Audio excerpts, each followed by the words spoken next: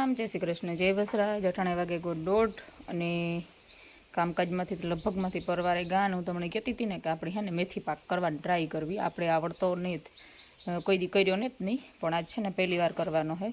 એટલે એની બધી સામગ્રી હોય ને એ લઈ લીધી. બધું મેથી ખાલી લેવાની 100 ગ્રામ, અને એમાં જે બધી વસ્તુ નાખવાની હોય ને એ 50 ગ્રામ લેવાની.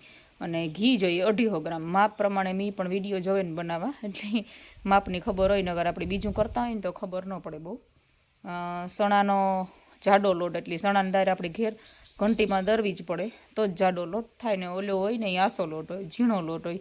અને અડદનો લોટ હોય જોઈએ જાડો, એ પણ ઘેર ભેળવવો પડે. અને ઘઉંનો લોટ એ પણ ઘેર જ ભેળવવો પડે. ત્રણેય લોટની હે ને 50 ગ્રામ લેવાના. અને મેથી જ ખાલી મેથી હે ને ઝીણી મેથી લેવાની. આણી હે ને પાવડર કરે મેથીનો મિક્સરમાં, અને રોપારો હે ને દૂધમાં પલાર દેવાનો. એટલે કડવા હોય ને થોડીક ઓછી થઈ જાય. દૂધમાં પલાર દઈએ ને દૂધમાં હે ને એની 4 થી 5 કલાક, 1:30 વાગ્યા ને તો 6-7 વાગે બને. પછી બધાય લોટ હે ને નીકળ્યા ભેરાની બધાય લોટની હે ને ઘીમાં એક કરતાં હેકે નાખવાના. તારતા હું બનાવતી હોય તારતા ખબર નહીં, નો યાદ હોય કે ટાણું હોય કે ન હોય, વિડીયો ઉતરે કે ન ઉતરે, પણ ઉતારવાની જરૂર ટ્રાય કરી. પણ અટાણે હે ને ખાલી જે રીતની મારે બનાવવો ને એ રીતની અને કાજુ અને બદામ 50 ગ્રામ લેવાના. ટોપરાનું ખમણ હોય 50 ગ્રામ લેવાનું. અને ગોળ અડધો કિલોથી ઓસેરો, એટલે કે આ બધાનો માપ હોય ને એટલો ગોળ લેવો પડે. અને ઘી તો જોઈએ જ આપણી. એટલે ગુંદ ને એમાં ઘણી બધી વસ્તુ ન ખાય, પણ મેથી પાક છે ને શરીર માટે બહુ સારો. હાડકાના દુખાવા, એટલે માનો નહીં કે A to Z રોગ માટેનું સમાધાન હોય ને તો મેથી. એટલે અહીં તો આપણે એટલી મેથી કોઈ દી ન ખાઈ શકીએ. અને હિયારો છે એટલે મેથી બહુ જ ગુણકારી છે. એટલે હે ને હું છોકરાઓ પણ એક ખાય કદાચ તો શરીર માટે સારું. માંદેરા ઓછા, કંઈ માંદા તા પડતા જ નથી લગભગ, ભગવાનની દયા એથી. એટલો રૂટ બિચારા કાપે ને તો એ પણ કે ઘરનું ખાવાનું ન હે ને વધારે આગ્રહ રાખીએ.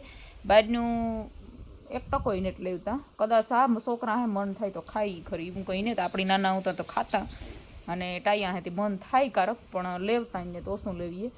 અને ઓછું કરે ને મૂળ એટલે મૂળા બંધ જ છે. કારણ કે આડામરા ગાય આવ્યા હોય ને તો બહારનું એકાદોથી ખવડાવીએ. એ પણ હોય તાર કાર કે મહિને ભેરા આવે, ન કરી ભેરું એને આવવાનું ઓછું હોય ને અમારે જવાનું ઓછું હોય. કે ઢોરની ધડબડાટી બોલતી હોય ને એટલે બહાર નીકળવાનો પ્રશ્ન જ ન હોય. ને હા બપોરની જઈએ ખાઈ પીએ ને પાછા 4-5 વાગે ને એટલે ઘેર હાજરી દેવી જ પડે. એટલે એવું હે બધું. તો આજે મેથી પાક બનાવ્યું ને તેમાં તમને બધે વિહાણી હે ને પહેલાં લોટ કરે મિક્સરમાં, અને દૂધમાં 4-5 કલાક પહેલાં ત્યાં પલાળી દઈએ. પછી આપણે બનાવ્યું ત્યાં રેસીપી તમને દેખાડી. તો હાલો પછી મળીએ રૂંઢે વિડીયોમાં. આપણે દાળ્યું બધું છે ને, સણાની દાળ, અડદની દાળ અને ઘઉંની પણ આવી રીતે ભરેડવા જોઈએ. મિક્સર હોય નાનો ડબરો, એમાં અસલ ભરેડાઈ જાય.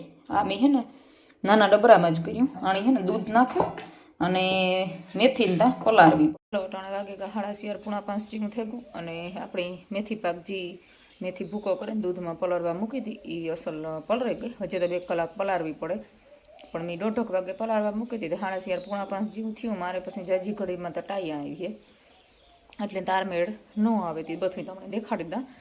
મસ્ત મલક બધું એમાં હે ને નાખવાનું હોય. તે મેં ત્યાં સંભારે ને કરિયાણાવાળાનાથી મલક બધું લીધું. અને તમને પણ દેખાડા. સુપર બનતો હોય છે. કદાચ ભાવે કે ન ભાવે પણ ખાવું તો પડી જ, કેમ કે હા ઝીણી ઝીણી વસ્તુ તમને દેખાડે એટલી ભેરી કરી. આમાં હે ગુંદ, આમાં હે અડદની દાળ ઉતીણી મિક્સરમાં કચરી એટલે કરક કરી ગ્રાઇન્ડ કરી. ઘઉંની પણ મિક્સરમાં ભેળીકા જેવા જાડેરા કર્યા. કાજુ બદામ પછી બધું 50 ગ્રામ લેવાનું હે ને ખાલી આમાં દૂધમાં પલાળીને. મેથી એ જો આવી થઈ ગઈ, દૂધમાં પલાળેલી મેથી આવી થઈ ગઈ.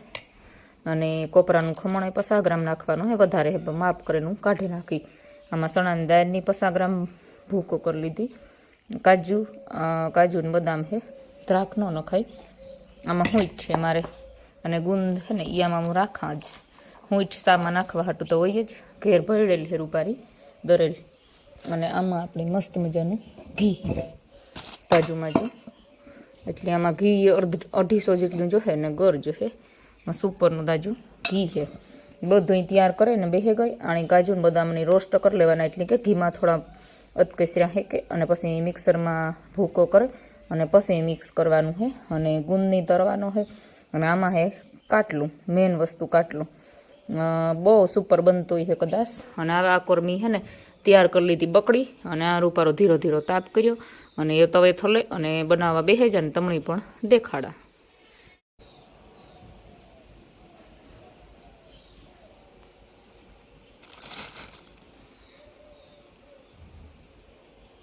સણાનો જે ભરી રહેલું હતું ને લોટ એ હેકા પછી આમાં નાખી દે ઘઉંનો ભેરો જરાક, કાં પછી કાઢે જ નાખા, ભેરો જ નાખી દે લગભગ અસલ હેકાઈ જાય, ઘી પડે ગુંજાઈ જરાક. આ મેથી અને અડદનો લોટ હેકી નાખ્યા.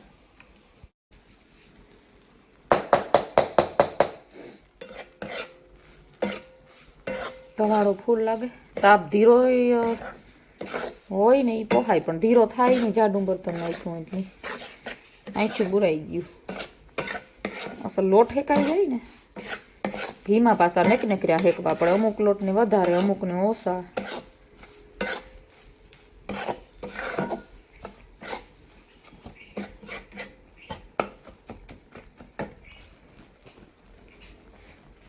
માખ્યું ટોરા વરવા માંડ્યું.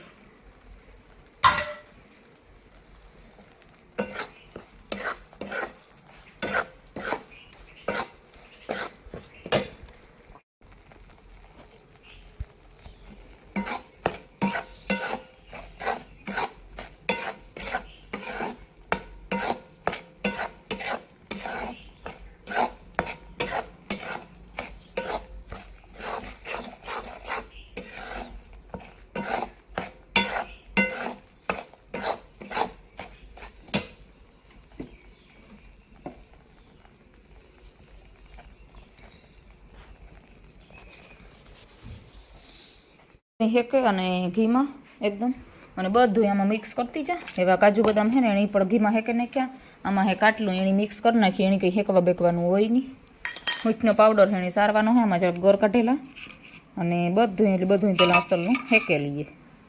હેકાઈ ગયું લગભગ તો બધું, એવું ખાલી છે ને કોપરાનું ખમણાઈ નાખી દીધું, એની હેકવાનું હોય, અને એવું ખાલી ગોર કાઢેલા ને મિક્સરમાં ગ્રાઇન્ડ કરી લઈએ. પછી ગોરનો ઘીનો પાક દે, માખ્યું એ ત્યાં લોહી પીધું, નૂત્યું ગાઈ થયું, નટાણે જ્યાં કરવા બેઠી ને આવ્યું ટોરા ટોરા.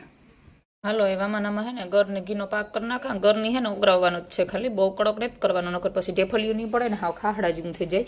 એટલે અહીંયા મેપી હે ને અસલનો ગોર મિક્સ થઈ જાય ને ઓગરે જાય ને એ બહુ ઓગરાવવાનો હે.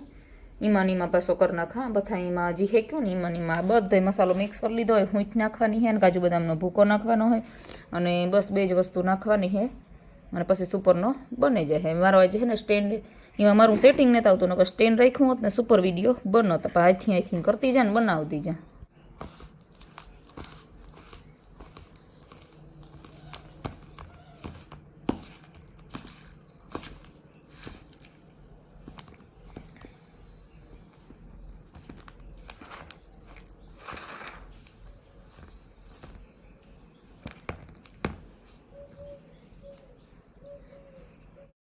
હાલો બધું એમાં મિક્સ કરી નાખ્યું, અને સુપર મજાનો મેથી પાક આપણો તૈયાર છે. સુગંધ આવે છે એકદમ હૂંચની, હૂંચનો ભૂકો ને કાટલાનો છે ને એની સુગંધ મારે. ને ગરનો ગમે એ વસ્તુ ગરની કરીએ ને એમાં તો રોનક જ હોય રોજ. બને ગો થાળીમાં આસો પાથરી દીધો, અને માથે નાખી દઈએ કોપરાનું ખમણ. ટ્રાય કરજો તમે, હેલ્ધી શરીર માટે બહુ.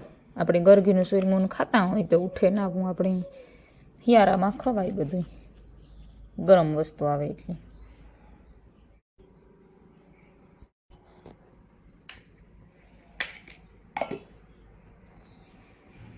આપણે ટાટું જરાક કર્યું ને તો પીસ પાડી લઈએ, નકર પછી બહુ છે ને જામે જાય ને એટલે પીસ નહીં પડે.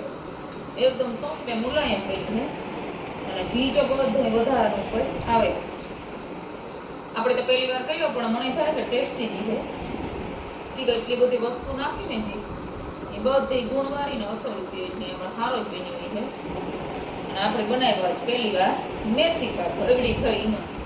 મેથી પાક આપણી ઓછો કીધું સાંભળ્યું નથી.